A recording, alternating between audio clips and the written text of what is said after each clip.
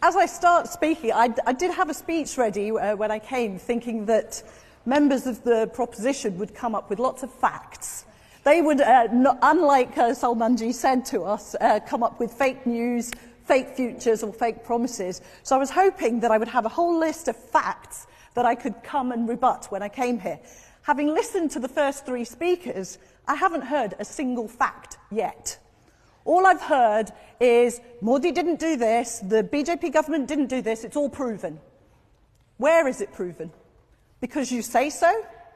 Because Google says so? And I know, Chaitanya, you use Google for your references. I warn you, that's dangerous, because you've already got a fact about me wrong.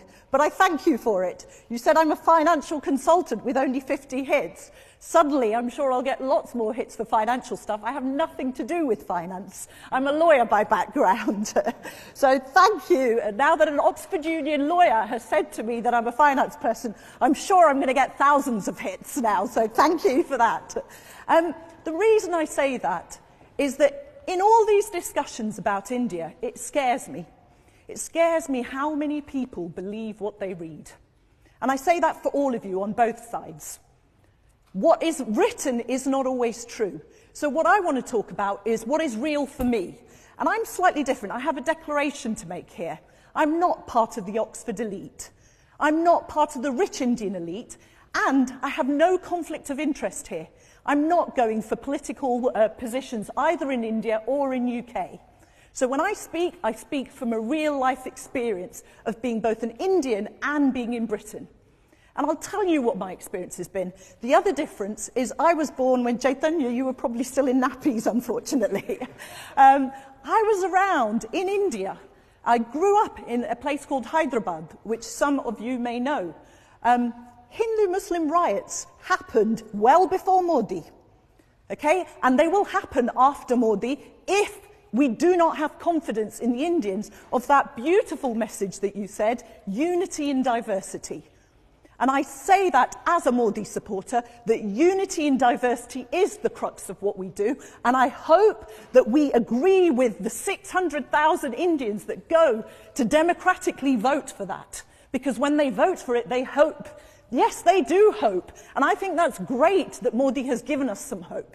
Because I tell you as an Indian that grew up in Britain, how did people used to look at me when I grew up in Britain? Not the way British people look at Indians now. They come to us and ask us to speak. They come to us and say India's at the same table that everybody else is at because of where India is in the last 5 years.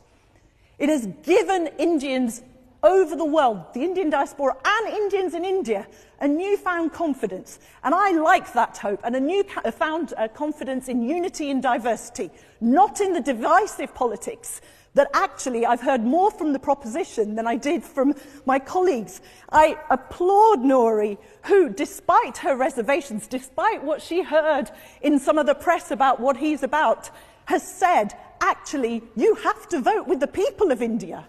If the people of India have confidence in this, who is Oxford Union to say, no, they are wrong? And it was interesting when I first came here and what people said to me when I came here. A lot of people said to me, Jhanvi, it's going to be a stitch-up. It's a fix, what's going to happen. People will have come here with their views in mind already. Not because of what they have experienced or anything like that, but because the BBC has peddled that Hindu-Muslim riots happened. Some person died and suddenly 46 people that were Muslims were killed. Where was the BBC when 56 of my Sikh brothers were killed and Rajiv Gandhi and Indira Gandhi did nothing? They stopped the police from going in. Why were they not accused of being divisive amongst Hindu, Muslims and Sikhs?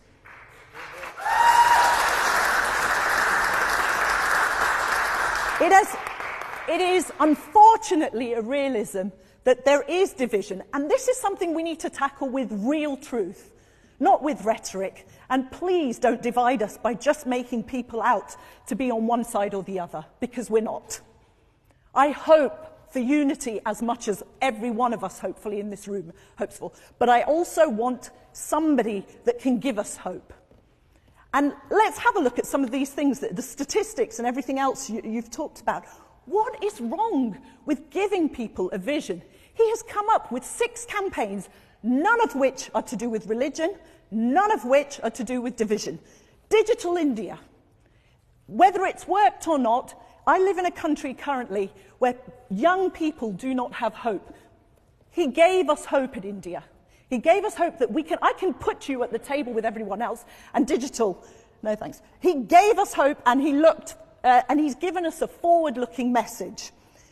Make in India, smart cities, Startup India, Swachh Bharat. And let me talk, again, I'm one of the few on this panel here that come from a generation, and that is a woman. I can tell you, when I was growing up in India, and when we used to go to India, I wasn't, as I said, part of the rich elite or anything. We were part of the poor that grew up. My parents were fortunate enough to be professionals and therefore got out of that poverty. But a lot of my family is still there in India, and I can tell you the difference now for them. They have toilets to go to. Across India. It may seem like a small thing here, but if you grew up in India, you will know what it meant. We used to have to travel nearly a mile away, and as a woman it was degrading. He has given us hope that that is not going to be there for women anymore. Now, if you want to deplore that, go ahead, because he hasn't built enough. What were you doing for the last 40 years when you were around before? Not one toilet. And here's the greatness of the current government. Modi said, "It is not me that did it. I applaud every government that came before me, every volunteer that came before me. It is a right of every Indian to have sanitation. I'm just doing my duty." So let's applaud people that come up with thoughts like that. Economy. Let's have a look at the economy then as well. Everybody's talked here and said, oh, he hasn't done what he promised on the economy. Well, in 2016 and 2017, UK-India Business Council recognised that India surpassed the US and China for the top place for foreign direct investment as a result of making India liberalised, as a result of the policies that were in the current government. Now, you may choose to say, oh, it was just India's destiny, they were in the right place at the right time. Again, why didn't it happen before when we had 40 years to do that? One of the other issues that was being talked about was jobs and the poor. I say it from my personal experience, as I said to you, not from the statistics that anybody is putting out there. I look at my own family. My mother had 4 sisters, my father had 3 brothers. And we were working class middle, and we are working class, middle class people here in UK too. What are the opportunities that are there for us now? All of them have ended up in jobs which weren't even available to people from there. You talked about linguistics and, what was it? North Indian Brahmins. Well, I'm none of those. I'm not a Hindi speaker, I'm not a North Indian Brahmin. Okay? And the opportunities that I and my family have got have been there because of the liberalisation, because of the movement and the hope in the last 5 years, I hasten to add, not before that. Finally, security and India-Pakistan. We live in a world, not just India-Pakistan, we live in a world where terrorism is truthfully there. We all need to tackle terrorism on a real debate, not with emotion. And for those of you that talk about the current war, remember what Modi did when he first came into government. His first invite was to the Pakistani government. That has never happened previously. No other Prime Minister did that. So where is that threat? After several encounters, after several attempts to do something, only then has the world come to what it has today. So yes, let's talk India, but let's talk India not from these perched and beautiful places in Oxford Union. Let's talk about it, talking to the real people in India who hope has been given to. Finally, I wanted to end on a nice little story that I heard because I compare everything that's going on in India to what's going on in Britain and globally, and that's a side that we should not forget, where India's position is in the globe. And I remember many people, when the Brexit vote happened and things were happening, people were talking about, there was a joke that was going around, that the whole world, all the world leaders are sitting at a poker table, trying to decide who's the most stupid. And they said, England's taken an early lead with the Brexit vote, but don't worry, the US has the trump card. I'd like to add to that.